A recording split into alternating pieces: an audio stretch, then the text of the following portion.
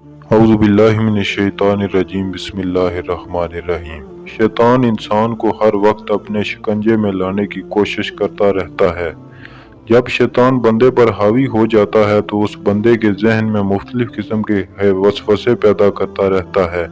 وہ ہر طرح سے انسان کے دل و دماغ میں ایسے خیالات پیدا کرتا رہتا ہے کہ انسان کو اللہ تعالیٰ کی راہ پر چلنے سے دور کر دوں۔ شیطان انسان کے دل میں کبھی ایسے خیالات لاتا ہے کہ اللہ کون ہے، اس کو کس نے پیدا کیا، اللہ کا وجود ہے کہ نہیں۔ کبھی انسان کے دل میں نماز ادا کرتے ہوئے مختلف قسم کے خیالات آتے ہیں، اور کبھی بیماری کی حالت میں انسان وسوسے کا شکار رہتا ہے۔ کبھی ہم اپنے روز مرہ زندگی کے کاموں سے تنگ آ کر سوچتے رہتے ہیں، اور کبھی غربت کی حالت ہم کو پریشان کرتی رہتی ہے۔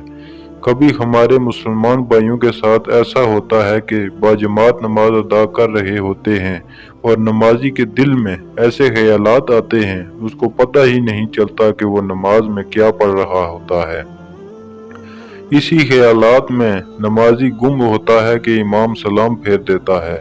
اسی طرح ہم سوچ میں پڑ جاتے ہیں کہ ہم نماز روزہ حج کیوں ادا کرتے ہیں۔ سب سے زیادہ مشکلات ان لوگوں کو پیش آتی ہے جن کے ذہن میں جنسی وسوسے شیطان ڈالتا ہے۔ جب شیطان کسی عورت کو آپ کے لیے انتہائی حسین کر کے آپ کے دل و دماغ پر حاوی کر دیتا ہے تو پھر انسان پوری طرح سے شیطان کے شکنجے میں چلا جاتا ہے۔ جنسی خواہشات پر تمام برائیوں کی جڑ بن جاتی ہے۔ انسانی ذہن گندے خیالات کا مرکز بن کر رہ جاتا ہے۔ آخر یہ سارے خیالات ہم کو کیوں آتے ہیں؟ ان خیالات کے بارے میں کیا حکم ہے اسلام میں؟ اگر یہ خیالات ہم پر حاوی ہو جائیں تو ان کا حل کس طرح کیا جائے؟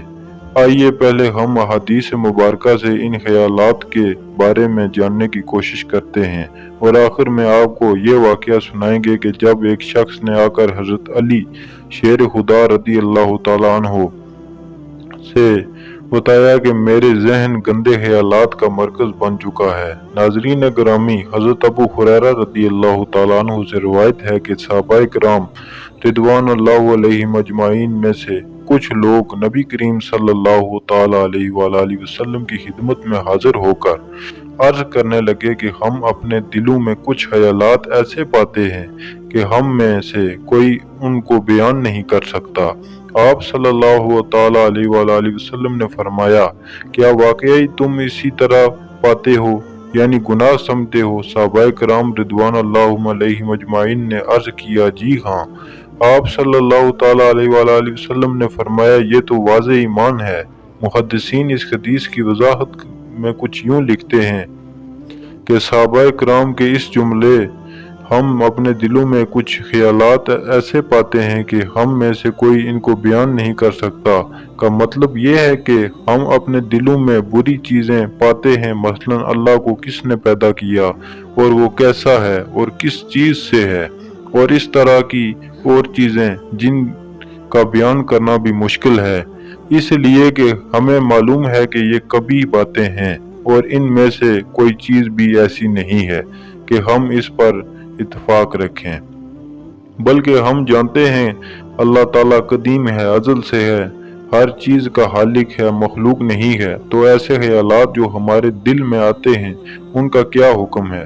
تو آپ صلی اللہ تعالیٰ علیہ وآلہ وسلم نے یہ جواب دیا کہ یہ تو صریح ایمان ہے، اس لیے تم اس وسوسے کو دل میں پانے کے بعد جھڑک دیتے ہو اور اس کو برا سمجھتے ہو، تو یہ تمہارے ایمان کی علامت ہے۔ لہٰذا ان خیالات اور وسوسوں سے پریشان نہ ہو۔ ان کا علاج یہ ہے کہ ان کی طرف بالکل دھیان نہ دیا جائے۔ بعض علماء نے وسوسوں میں مبتلا اشخاص کی تسلی و تسکین کے لیے کہا ہے کہ جس طرح چور اس گھر میں جاتا ہے جہاں کچھ مال و متاع ہوتا ہے، اسی طرح جس دل میں ایمان ہوتا ہے شیطان وہاں آ کر وسوسے ڈالتا ہے۔ برے خیالات کا آنا شیطان کا عمل ہے۔ شیطان وسوسوں کے ذریعے انسان کو اپنے رب سے دور کرنے میں ہمیشہ سے ہی کوشش میں لگا ہوا ہے، اور قیامت تک شیطان انسانوں کے دلوں میں وسوسے پیدا کرتا رہا ہے۔ इसी की कोशिश यही होगी ये इंसान रहमान को छोड़कर शैतान की बातों को मान ले। हदीस मुहम्मदी सल्लल्लाहु ताला अलैहि वालैहि वसल्लम है कि खुदा का लाख लाख शुक्र है कि शैतान के जाल को वसवसों से ही की हद तक ही महदूद कर दिया गया है। इससे आगे शैतान को बढ़ने की इजाज़त कतई नहीं दी गई। हदीस पाक में है कि नबी अकरम सल्लल्लाहु ताला अलैहि वसल्लम ने फरमाया है कि अल्लाह ताला ने मेरी उम्मत के लोगों के दिलों में वसवसे पैदा होने को दरगुजर फरमा दिया है और इंसान को नेक काम करने की तौफीक दी गई है। मोमिन के दिल में वसवसों का पैदा होने से मोमिन को गुनाह नहीं होगा, बल्कि मोमिन जो नेक काम कर रहा होगा अल्लाह ताला मोमिन को नेक काम करने के बदले नेकियां अता करेगा। जो लोग हर वक्त ख्यालात में गुम होते हैं, ऐसे लोग दूसरे कामों में सुस्त रावी इख्तियार करते हैं और हर वक्त वसवसों में ही रहते हैं। वो सोते उठते लेटते घर से बाहर जाते घर में दाखिल हुए शरीयत के खिलाफ वसवसों में रखते हैं। इस तरह शैतान ऐसे इंसानों को कभी भी बुरे ख्यालात से आज़ाद नहीं होने देता। वो हर वक्त इंसान को शरीयत के खिलाफ भड़काता रहता है कि इंसान ज़्यादा से ज़्यादा सोचे और हर वक्त दिमागी थकावट का शिकार रहे और इसको अल्लाह ताला की तरफ रुजू करने की फुर्सत ही न मिले। हज़रत अबू हुरैरा रज़ियल्लाहु ताला अन्हु से मरवी है कि रसूल अकरम सल्लल्लाहु ताला अलैहि वसल्लम ने फरमाया है, हर इंसान के पास शैतान हाजिर होता है और उसको उन ख्यालात में मुब्तला कर देता है कि आसमान को पैदा करने वाला कौन है, ज़मीन को किसने पैदा किया, ये सारा निज़ाम कौन चला रहा है। नाउज़ बिल्लाह, शैतान इंसान के दिल में यहाँ तक ख्यालात लाता है कि अल्लाह ताला को पैदा करने वाला कौन है। अगर इंसान पर शैतान इतना हावी हो जाए तो उस शख्स को चाहिए कि अल्लाह ताला से दुआ करे, ऐ अल्लाह मुझे शैतान मरदूद से छुटकारा अता फरमा। एक और हदीस में है कि अबू हुरैरा रज़ियल्लाहु ताला अन्हु से रिवायत है कि रसूलुल्लाह सल्लल्लाहु ताला अलैहि वसल्लम ने फरमाया कि लोग हमेशा एक दूसरे से पूछते रहेंगे यहाँ तक कि ये कहा जाएगा कि मखलूक को अल्लाह ताला ने पैदा किया तो अल्लाह ताला को किसने पैदा किया। तो जो आदमी इस तरह का कोई वसवसा अपने दिल में पाए तो वो कहे मैं अल्लाह पर ईमान लाया। एक रिवायत में ये इजाफा है अल्लाह और उसके रसूल पर ईमान लाया।